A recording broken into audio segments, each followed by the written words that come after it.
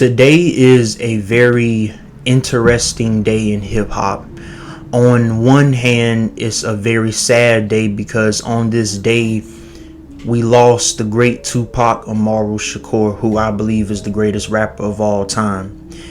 But also, on this same exact day, Ready to Die was released from the great Notorious B.I.G. Rest in peace, who I believe is the second greatest rapper of all time.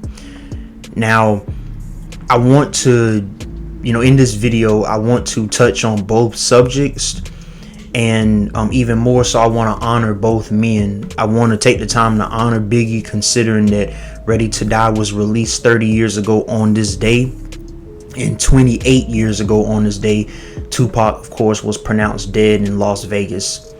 So I'm going to start off talking about Ready to Die, because I have went on record before and said that Ready to Die is the greatest rap album of all time. If it's not the greatest, it's definitely amongst the 3 to 5 greatest rap albums of all time. I mean, so many great songs on this album. Things Done Changed, Me and My Bitch, Warning, Big Papa, Machine Gun Funk, Friend of Mine, Unbelievable. I mean, like a fantastic album. No skips, honestly. An album that I can go back and listen to any day of the week if I want to. Lots of replay value, timeless. The storytelling is just immaculate. Like, when I say immaculate, I mean immaculate. The storytelling is amazing on Ready to Die. The lyricism, Biggie's voice, it's almost like when you listen to Ready to Die, it's almost as if you're going back to the year 1993, 1994, and Biggie is not only telling his life story and introducing the world to himself, but it's like you're watching a movie. It's like a classic 90s urban coming of age movie that you're watching, being told and narrated through the eyes and through the voice of Biggie. And that is something that I appreciated about this album the most. And when I think about the greatest albums of all time, I think about lyrics, I think about storytelling, I think about impact, influence, the longevity of the album, the replay value, and what exactly did the album bring to hip hop and what did it do for hip hop. And of course, this was released in 1994. This was a time where New York hip hop was just now starting to get back to like the forefront, to the core mainstream, because of course with New York hip hop, they pretty much ruled the 80s. And then in the late 80s, that's when NWA came on the scene. And then, of course, 1992, you get Dr. Dre's The Chronic. Then 93, you get Doggy Style from Snoop. Also in 1991, you had Ice Cube release America's Most Wanted. So the West Coast was somewhat, controlling hip hop, or dominating the charts for hip hop in the late 80s and early 90s especially. And then in 1994, you get Ready to Die, which I don't want to say it necessarily saved East Coast hip hop, but it definitely gave East Coast hip hop a huge revival. So you have to give nothing but absolute credit to Biggie for doing that, because without Ready to Die, not that East Coast hip hop would have died down or wouldn't have been relevant, but without Ready to Die, you're missing a very, very timeless album and a very important puzzle piece, a very important picture in the entire history of New York / East Coast hip hop. Now, moving on to Tupac. Again, I have Tupac as the greatest rapper of all time. I know some of you may disagree with that, but that's just my overall personal opinion. And it's sad that he was taken from us at the age of 25. I wasn't even born yet, but I've talked to a lot of people in my family that remember the moment that he was announced dead, or the time period of when he was announced dead, and had a lot of hip hop fans heartbroken. And it's like at that time it seemed as if hip hop was going in the wrong direction, as if hip hop was dying, because of course the next year we tragically lost Biggie. But I don't want to focus so much on the heartbreak and the loss of Pac on this day. I more so want to focus on how much he did in such a short amount of, a career. His career was basically 6-7 years roughly.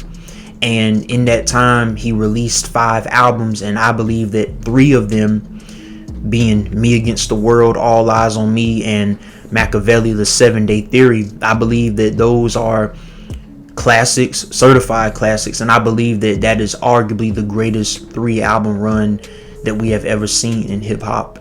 And it's hard to replicate that. And just tying this all together, right? September the 13th, right? Today, September 30th, 1994, Biggie releases Ready to Die. September 13th, 1996, Tupac is pronounced dead. To combine all that together, it just makes you think, what if Pac and Big were still here? Would there be that much bigger of a gap between Pac and Big and all the other rappers that have came after them, like the Jay-Z's, the Nas, the Eminems, the Lil Waynes, Kanye, J. Cole, Kendrick Lamar? It makes you wonder, would Tupac and Biggie have made it that much harder for other rappers had they lived, had they still been here with us? And I think we definitely missed out on a lot of great music.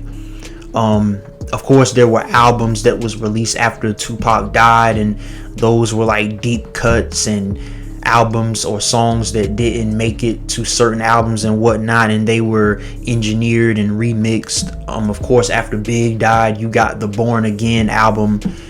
But I think overall we were robbed of a lot of great music from these men. And not to touch too much on this, but I think in this day and age, if Pac and Big were still here, there would be a chance that they would have worked out their differences, and we possibly would have gotten a collab album from those two. Can you imagine if we were to get a collab album from Tupac Shakur and the Notorious B.I.G.? That arguably would have been the greatest rap album of all time right there. You have two of the greatest rappers to ever live, debatably, on one project together, and it's just the two of them. I think that would have outdone a lot of rap albums that have been released.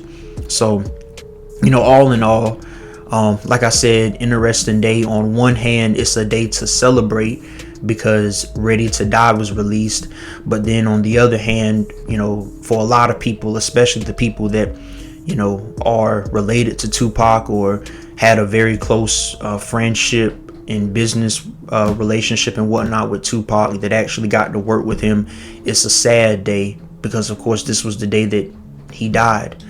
But I think on this day we should be able to look back on the careers of both Pac and Biggie and appreciate the music that we did get, appreciate the moments that we did get, and not think about the negative, not think about the beef and the drama that they went through. Think about the messages, think about the storytelling, the lyricism, the emotion, the power that both of these men brought into their music. I think that is what we should do on this day, more so than focus on the tragedy. We should rejoice and appreciate the great work that we got from both of these men.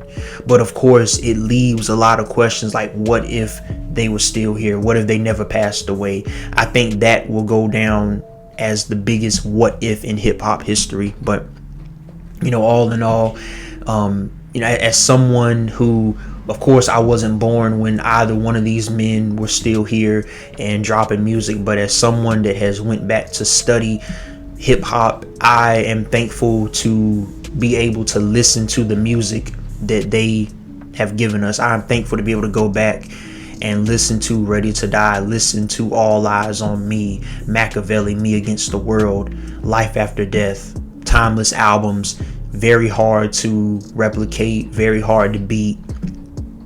That's what I focus on the most, or try to focus on the most on this day. So that's what I want you all to do. But I thank you all so much for watching. We've got plenty of content on the way. I know it's been a very interesting week, considering, you know, Kendrick announcing him performing at the Super Bowl next year, and the backlash from that, and the back and forth online between Kendrick fans and Wayne fans, Kendrick fans and Drake fans.